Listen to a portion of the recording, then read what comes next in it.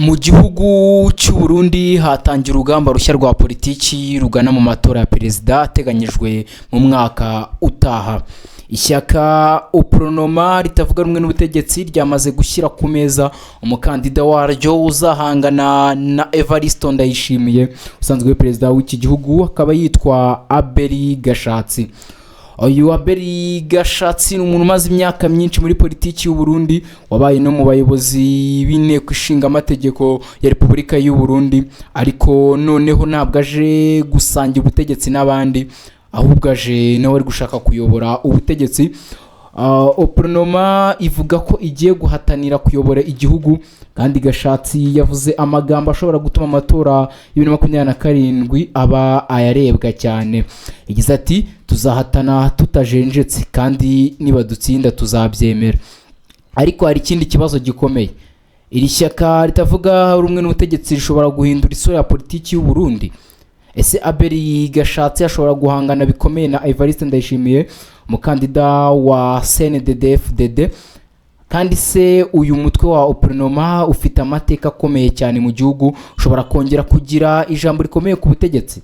Ibyo byose reka tubirebere hamwe, tubisesengure gatanu kuri gatanu. Mwayikaze kanda subscribe nimba utarakanda subscribe, kugira ngo twerekeze amaso yacu mu Burundi, aho urugamba rwa politiki rugana ku matora ya perezida wa Repubulika ateganyijwe muri 2027 rumaze gutangira ndetse no gufata indi sura. Kwa munani Kanama 2026 Opronoma yabereye yakoze kongere y'igihugu y'Ibujumbura nyine. Muri iyi kongere abagize uyu mutwe wa politiki bemeje Abeli Gashatsi nk'umukandida uzawuhagararira mu matora ya perezida. Ni icyemezo gikomeye cyane kuko Opronoma atari ishyaka rishya muri politiki y'u Burundi. Ni umwe mu mitwe ya politiki ifite amateka maremare cyane mu gihugu, kandi kuri iyi nshuro ubutumwa bwatanzwe burasobanutse. Opronoma irashaka kugarura cyangwa se kugarura ku butegetsi. Abeli Gashatsi ni nderere.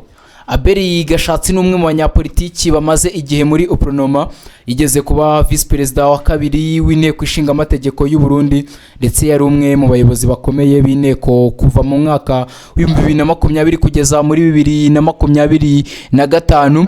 Muri Kamena 2025 Gashatsi yari yaranagejeje kwinjira muri Sena ahagarariye intara ya Gitega, ariko ntabwo yabashije gutsinda ayo matora.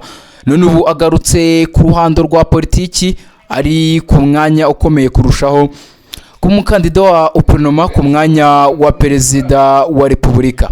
Ivuze ko muri 2027 Gashatsi azaba ahanganye n'umukandida wa CNDD-FDD, kandi uwo ni perezida usanzwe uyobora u Burundi Evariste Ndayishimiye. Opronoma irashaka kugaruka ku butegetsi. Nyuma yo gutorwa, Gashatsi yavuze ko Opronoma itagiye mu matora gukora nk'ishyaka riri kugushaka gusa imyanya imwe n'imwe. Avuze ko intego ari uguhatanira ubutegetsi bw'igihugu, kandi aha niho ibintu birushaho gushimisha. Opronoma ifite amateka akomeye cyane mu Burundi.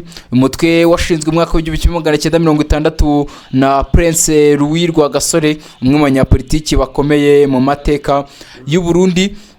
Rwagasore yagize uruhare rukomeye mu rugamba rwo guharanira ubwigenge bw'u Burundi. Niyo mpamvu Opronoma ikunze kwibutsa abaturage umurage wa Rwagasore. Gashatsi nawe yashimangiye ko ishyaka rye rishaka kongera kugira uruhare rukomeye mu kuyobora igihugu. Mu yandi magambo, Opronoma ntabwo ishaka kuba umutwe wa politiki uhari gusa, irashaka kongera kuba imbaraga zishobora guhindura ubuyobozi bw'igihugu. Niba dutsinda tuzabyemera. Aya n'amagambo ya Gashatsi. Aya magambo rero akaba yagaragaje ikindi kintu. Yavuze ko Opronoma izahatana, ariko ko niba itsinzwe izemera ibyavuye mu matora. Yagize ati tuzahatana tutajenjetse, kandi niba dutsinda tuzabyemera. Ariko nyuma y'ayo magambo yashyizeho ikindi gisabwa. Yasabye Seni, komisiyo y'igihugu y'amatora, gutegura amatora meza kandi yizewe. iki ni kimwe mu bintu bikomeye mu matora, kuko opposition ishobora kwemera gutsindwa ariko ikifuza ko inzira yose y'amatora iba isobanutse.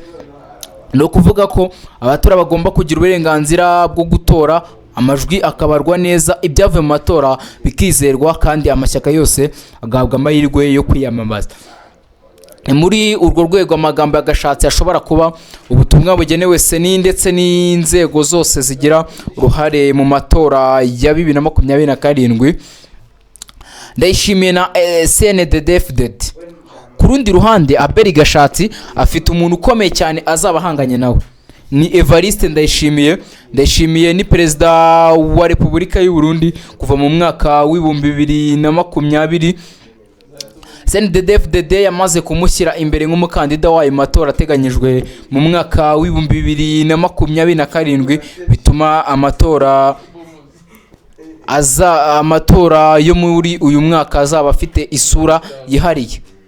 Ku ruhande rumwe CNDD-FDD iri ku butegetsi, ku rundi ruhande Opronoma iravuga iti turashaka kugaruka ku butegetsi. Noneho ikibazo ni iki? Ese Gashatsi afite imbaraga zihagije zo guhangana n'ishyaka rimaze imyaka riyobora igihugu? Opronoma n'amateka yabo. Kugira ngo wumve impamvu iyi nkuru ari ingenzi, ugomba kumenya amateka ya Opronoma. Uyu mutwe ntabwo watangiye uyu munsi, washinzwe mu mwaka w'1960. Prince Louis Rwagasore yabaye umuntu w'ingenzi mu rugamba rwo guharanira ubwigenge bw'u Burundi. Opronoma yagiye igira uruhare rukomeye muri politiki y'igihugu mu bihe bigiye bitandukanye. Iyo mpamvu iyo uyu mutwe uvuze ko ushaka kugaruka ku butegetsi uba uvuga ku mutwe ufite amateka maremare mu gihugu. Ariko ikibazo cy'uyu munsi nuko politiki y'u Burundi yahindutse cyane. Hari amashyaka menshi, hari ibisekuru bishya by'amatora, hari urubyiruko rugize umubare munini w'abaturage, kandi hari n'ibibazo bishya by'ubukungu n'imibereho abaturage bashaka ko abanyapolitiki basha gukemura. Kongere ya Opronoma yabaye mu bihe by'impinduka. Ikindi cyagaragaye ku wa 8 Kanama nuko Opronoma yanongeye gutorera Olivier Nkurunziza kuyobora uyu mutwe mu gihe cy'imyaka 5. Aho kongere niyabaye nta maka. Hari bamwe mu banyamuryango bagaragaje kutishimira uburyo kongere yateguwe ndetse nuko amatora yabaye y'abayobozi b'ishyaka.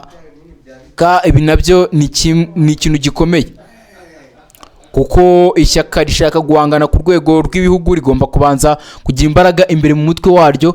Niba hari ukutumvikana imbere, bishobora kugira ingaruka mu buryo ishyaka ryitegura amatora. Ariko niba ibyo bibazo bikemutse, Opronoma ishobora kwinjira mu matora ifite ubutumwa bukomeye kandi busobanutse. Ubwo rero ikibazo kihari ni ukwibaza niba bazatsinda urugamba rwo muri 2027. Ese Opronoma ifite amahirwe yo guhangana na CNDD-FDD isanzwe ifite umukandida Evariste Ndayishimiye usanzwe ari nayo perezida w'iki gihugu? Reka dutegereze turebe, turaza gukomeza kubakurikiranira uburyo mu Burundi bihagaze. Gusa muri iri shyaka imbere muri ryo ni bimeze neza, dore ko harimo no kutumvikana. Byose turakomeza kubakurikiranira. Iyi ni The Quick Times News. Namwe icyo turi kubasaba no kujya aho hasi uriko nanditse subscribe, ugakanda subscribe, ubundi ugakomeza no gusharinga izi nkuru zigiye zitandukanye tuba tubagezaho, kugira ngo gahunda zose zigende neza. Mahoro n'imigisha Nyagasani atanga bikomeze bibane namwe mwese. Gahunda za The Quick Times News zikomeze zibanogere. Dukomeze no kubifuriza kugira ukwezi kwiza kwa Kanama, ibyo muzakoramo byose bizabahire.